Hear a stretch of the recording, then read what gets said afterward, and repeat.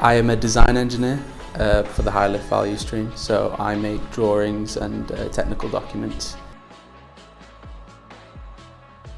You learn on the job, you get paid to learn, you get paid to develop a specialisation, a career. People say, oh, you get paid when you learn, which you do.